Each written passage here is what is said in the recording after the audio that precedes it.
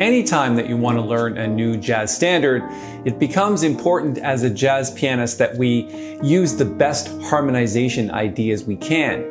I've talked about this before in other videos, but I really want to drive the point home in this video in that the melody is the most important part. You have to keep the melody intact, and then whatever chords you apply to that, which is dictated by the melody, that's what tricks the ear into hearing really great jazz progressions and harmonizations. It's Paul Tobey here from Jazzmentl.com. Thanks for joining me for another one of my tutorials. Today we're working on the tune They Can't Take That Away From Me. I've thrown it up on the screen. It's just from the real book. And this is how a lot of jazz piano players learn tunes. They grab the melody and the suggested chord symbols from the real book. If we take a look at the very first pickup measure, we've got a bunch of E flats in a row. That's the melody.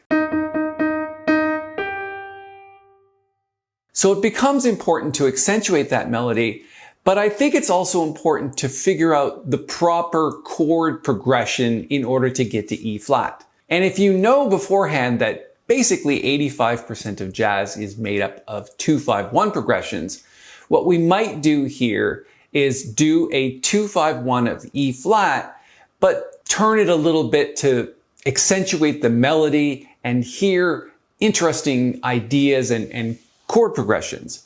So it's suggested to play B flat 7 sus. So that's essentially an A flat chord over B flat. If you also throw in a G, you get a B flat 13 sus. Okay? And I think that's a good chord to play. So what we might do is, in the recording that you heard before, put down a B flat, then play this, which is your A flat major 7 chord, and then accentuate the melody, and then change the chord to B5. In this case, we're going to start on 5, which is the B flat sus chord, but then we're going to go to the tritone substitution, which is E. So always think half step above E flat. And in this case, because the melody is an E flat, an E major 7 chord works really well there. You couldn't put an E flat 7 chord because that would make the melody a D, which it isn't. So that's where the melody comes in. That's the important part you need to understand. You can't just change the melody. You have to keep the melody and then change the chords around it. So if we did a 2-5-1, it would be F minor 7 to E. But I think B flat 7 sus works a lot better.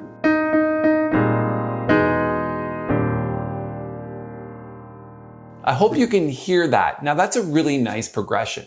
Then the next thing you want to consider is what is the next destination chord or the next destination note. To my mind, it's moving to F minor 7. So this is a 2 minor 7 chord. So how do we get from E flat to 2 minor 7 or F minor 7 chord? And the way we do that is what we call a 1-4-3-6. So 3-6 is essentially a 2-5-1 of 2. So G minor 7 to C7 to F minor 7. It's a 2-5-1 of 2 minor. And you could also use the minor 2-5, which is G half diminished 7th to C7 flat 9 to F minor. Okay? When you consider the melody, it's also E flat. So we have to keep that in mind. So we're on E. Remember we did this.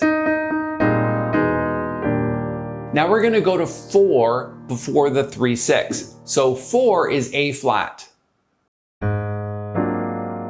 So I like this chord. It's an A flat 9, 13 sharp 11. You can see the voicing in chordy here. The shell voicing is A flat 7 down here. And then on top, we simply have a B flat with an added second. So we get this chord.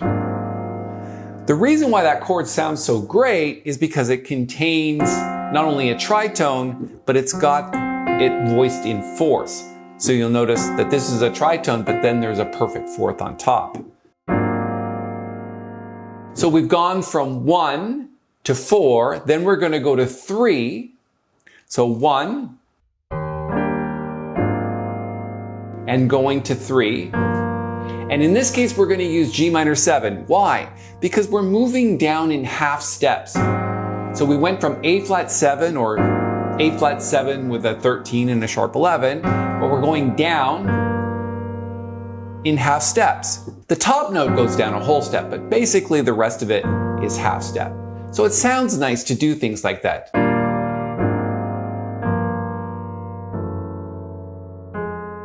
Right, heading down to F minor. If we did a 2-5, it would be G minor 7 to C7 to F minor. But if you follow the bass note down in half steps and use the tritone substitutions, you've got G minor to F sharp minor 7 instead of C7, and then going to F minor. Okay, let's play that. We ended up on E flat from the beginning, to 4, to 3, to the tritone substitution of 6, which is F sharp. And what we're going to do here is, because the melody comes into play again, which is E flat, again, you have to think about the melody here, E flat. It doesn't make sense to play an F minor chord, but if you put an F sharp diminished chord over that, that sounds great. But just play it like this. Got your shell voicing in the left hand, and then these two notes in the right hand, which is just a tritone. Let's play the progression from the beginning. 4, 3, 6, tritone substitution, to 2. If we played it without the melody, it might sound like this.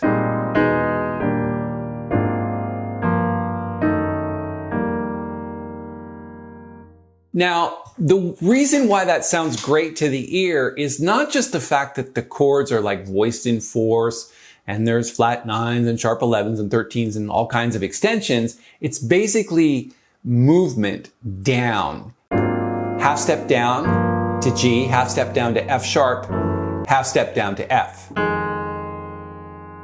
So that's what is really important about this. You gotta catch the melody notes, and then you have to move the bass notes down in half steps. That's what creates great progressions for the ears. Let's play it one more time.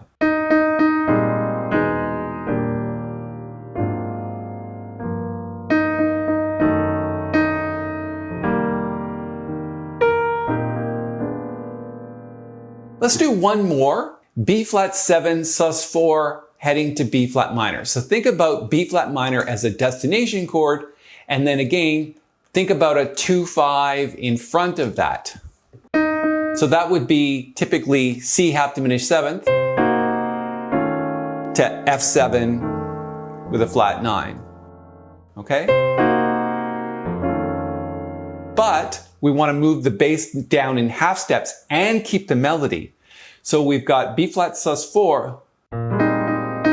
So what I think you should do is think about 2 of B flat minor 7, right? That's our destination chord here, B flat minor.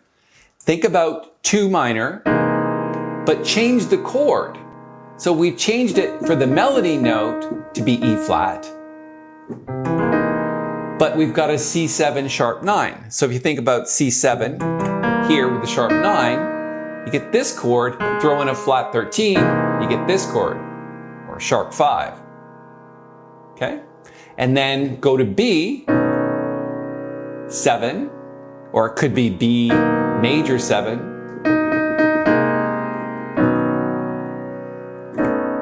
I like B7, it's a lot more dissonant. You see what we're doing here? Instead of a typical 2-5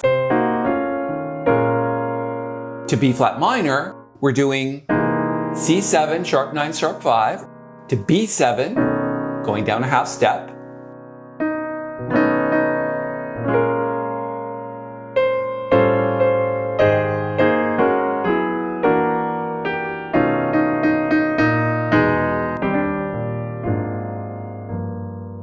I think the main point that I want to make in this video is that you have to keep the melody intact. That's what dictates to the normal ear, the person who's the listener. This is the melody that they recognize. You have to keep that. And then you basically change the tone of the chords underneath that melody using 2-5-1s or tritone substitutions, any movement that goes down, right, in half steps. That's what's really important.